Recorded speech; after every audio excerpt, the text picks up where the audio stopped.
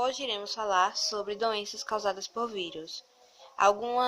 Iremos introduzir um pouco sobre o assunto de vírus e iremos citar alguns tipos de doenças, seus causadores e como elas agem no organismo humano, transmissão, entre outros pontos. Os vírus estão presentes no nosso cotidiano. Algumas infecções, como gripe, dengue, AIDS, são causadas por vírus. Vírus são parasitas que vivem dentro dos seres vivos, pois ele precisa do organismo vivo para poder multiplicar o seu material genético. Não são considerados seres vivos porque não têm funções vitais, que são características de seres viventes, e nem têm células, e muito menos organização celular. Os vírus são divididos em retrovírus e adenovírus. Os retrovírus são os que possuem RNA como seu material genético, e os adenovírus são aqueles que possuem DNA como material genético. São pequenos, simples e capazes de infectar as menores bactérias conhecidas pela ciência. Quando estão fora do seu ambiente, eles são seres inertes, mas quando infectam uma célula, injetam seu material genético, que é capaz de se replicar de forma muito rápida. Eles podem assumir várias formas diferentes, comumente é apenas a capa de proteína com o genoma dentro. Assemelha-se a uma caixa com uma série de instruções dentro. Alguns vírus são mais complexos, como são os bacteriófagos ou fagos, que possuem uma cabeça onde todo o material genético é guardado. O vírus ele é dividido em três sua estrutura. Núcleo, Após essa abordagem sobre o que são vírus, iremos falar agora sobre algumas doenças que são causadas por estes vírus. A gripe é causada pelo vírus H1N1 e atinge principalmente crianças, idosos, gestantes e pessoas com doenças crônicas ou imunodeficiências.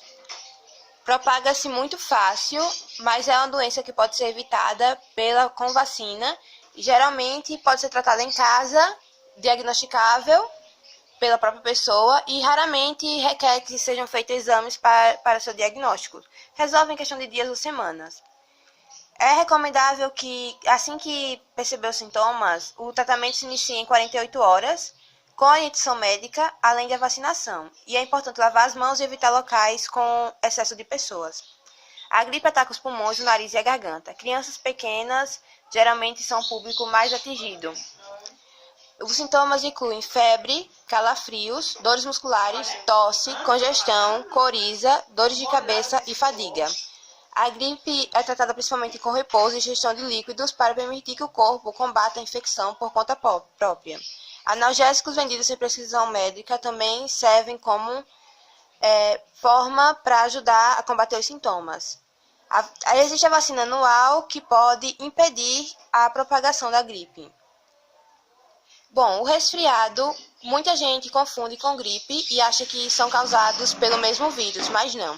O resfriado é uma doença que pode ser causada por mais de 200 vírus, todas elas com transmissão respiratória. O vírus ele entra no corpo por meio da mucosa da boca, olhos ou nariz. Geralmente se contrai o resfriado quando não se lava as mãos contaminadas e acaba passando no rosto.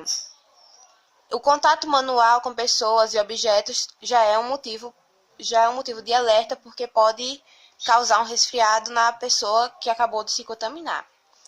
Há também a possibilidade dos vírus atingir essa mucosa através de gotículas invisíveis suspensas no ar, após a pessoa resfriada espirrar, tossir ou falar.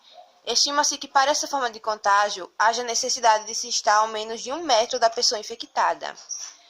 Fator de risco é que o vírus do resfriado está quase sempre presente em pessoas próximas, particularmente crianças, que são seu principal reservatório. Não há idade para se contrair um resfriado, mas principalmente crianças são as principais vítimas. A imunidade, a criança ou adulto é uma porta do sistema de imunidade que está aprendendo, portanto, está suscetível a várias infecções. Geralmente ocorre mais no fim do ano, por conta no fim do ano, no calor. Pode haver alguma mudança brusca de temperatura, mas ocorre principalmente no inverno, quando o frio faz com que as pessoas fiquem mais aglomeradas em locais de ventilação, e essa proximidade acaba por facilitar a transmissão é uma doença do vírus do contagiosa causada resfriado. por um vírus chamado morbilivírus. A enfermidade é uma das principais responsáveis pela mortalidade infantil em países subdesenvolvidos. Seus sintomas incluem febre e manchas no corpo, e o tratamento é feito para atenuar estes sintomas. As vacinas para o sarampo são dadas na infância, e isso fez com que, em 2016, o Brasil tenha recebido da Organização Pan-Americana da Saúde o certificado de eliminação da circulação do vírus do sarampo. No entanto, em 2018, o país enfrenta 2 surtos de sarampo, em Roraima e Amazonas, com mais de 1.000 casos confirmados.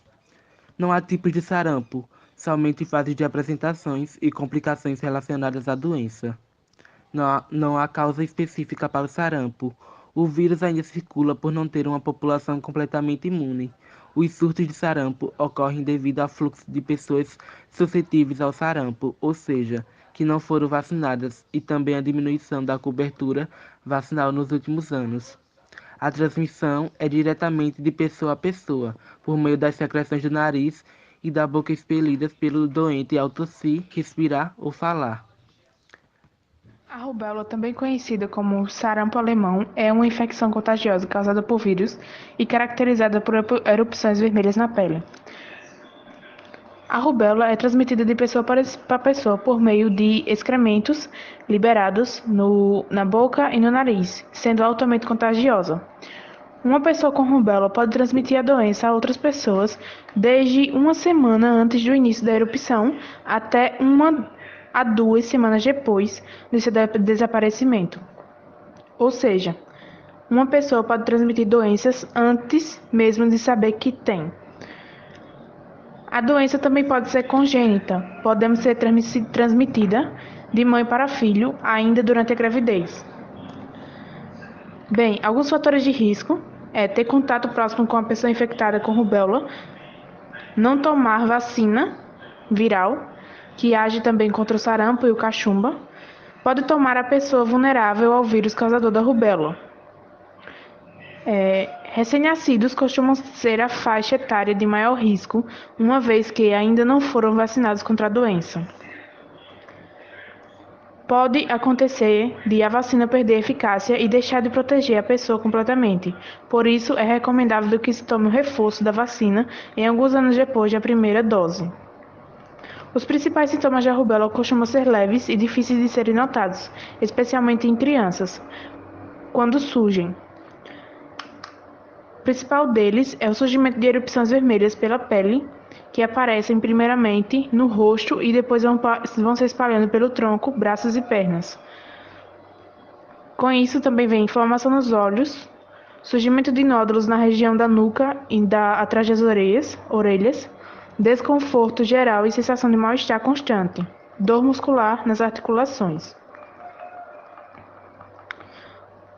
Tratamento da rubéola. Não há tratamento disponível para interromper a infecção por rubéola, mas os sintomas são tão leves que o tratamento não costuma ser necessário. No entanto, para evitar a transmissão do vírus para outras pessoas que eventualmente não foram vacinadas ou estão precisando tomar o reforço da vacina, os pacientes devem permanecer em casa durante o período de altas chances de contágio. Se o paciente estiver grávida, converse com o médico sobre a melhor forma de combater a infecção e impedir que o bebê seja infectado também. As medidas tomadas contra o vírus podem reduzir os sintomas, mas não elimina a possibilidade de uma criança nascer com rubéola. Que afeta as glândulas parótidas, um dos 3 pares de glândulas que produzem saliva. As parótidas estão situadas entre suas orelhas e à frente delas.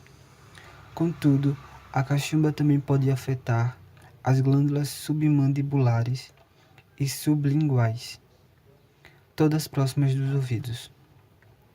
A cachumba é muito mais comum em crianças e pode afetar uma das glândulas ou as duas. As aplicações da cachumba são raras e geralmente acontecem quando a pessoa contrai a doença na vida adulta. Não há tratamento específico para a cachumba, por isso é importante prevenir seu aparecimento com a vacinação. A cachumba era mais comum no Brasil antes da vacina ser inventada.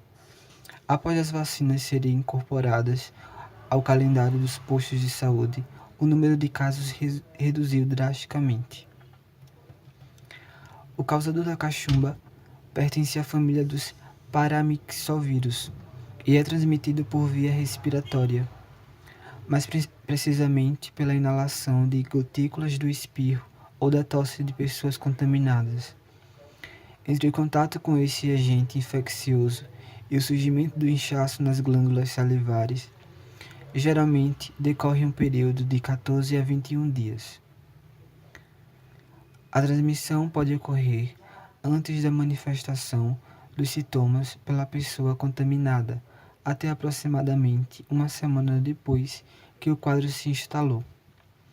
Inicialmente, é possível que apenas um lado das glândulas seja afetado, mas, passado alguns dias, o outro lado também pode acabar inflamado, mas isso varia de pessoa a pessoa.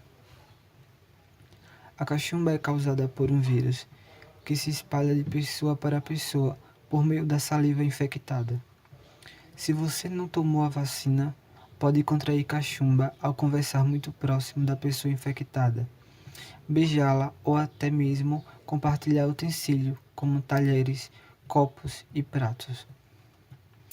Uma vez infectada, a pessoa pode contaminar outros no período entre 6 dias antes do início dos sintomas, até cerca de 9 dias após o início dos sintomas. O período de incubação, tempo até o início dos sintomas, pode ser de 14 a 25 dias, sendo mais comum ocorrer entre 16 a 18. O ser humano é o único hospedeiro natural da cachumba. Isso quer dizer que só é possível contrair pelo contato com outra pessoa infectada, não sendo possível contraí-la de animais ou plantas. A cachumba faz parte das chamadas doenças comuns da infância, pois acomete, principalmente, crianças e adolescentes em idade escolar, dos 5 aos 16. A catapora é uma doença mais comum da infância, causada por vírus, e ela pode ser altamente contagiosa para aqueles que nunca foram acometidos por ela, ou para os que não receberam a vacina. No entanto, uma vez exposto à doença, a pessoa fica imune pelo resto da vida. A catapora é caracterizada principalmente pelo surgimento de bolhas vermelhas na pele, espalhadas por todo o corpo, causando coceira e outros sintomas. A catapora pode ser grave, principalmente em bebês, adultos e pessoas com sistema imunológico debilitado. A melhor maneira de prevenir a doença é recebendo a vacina contra a catapora.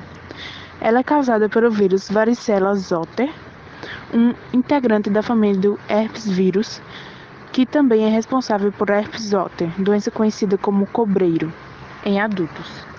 A transmissão é facilmente transmitida de pessoa para pessoa. O contágio acontece por meio do contato com o líquido da bolha, ou por meio... A transmissão acontece por contato com o líquido da bolha, mesmo que aqueles que estão infectados e não apresentem sintomas da doença podem transmiti-las. As pessoas costumam contrair catapora no inverno, pois a concentração de pessoas em ambientes fechados aumenta por causa do frio. Quando alguém é infectado com catapora, leva entre 10 a 21 dias para se manifestar. As pessoas podem transmitir o vírus a partir de 1 ou 2 dias antes da doença se irromper no corpo. Elas permanecem contagiosas enquanto as bolhas incrustadas estão presentes. Se uma pessoa vacinada por catapora contrair a doença, ela ainda pode se espalhar para outras pessoas. Para a maioria das pessoas, obter catapora uma vez fornece imunidade para a vida. Bem, crianças são mais propensas a apresentar sintomas de catapora, especialmente antes dos 10 anos de idade. A doença costuma ser moderada, embora possam ocorrer sérias complicações em alguns casos. Normalmente, os adultos e as crianças mais velhas ficam mais gravemente doentes do que as crianças menores.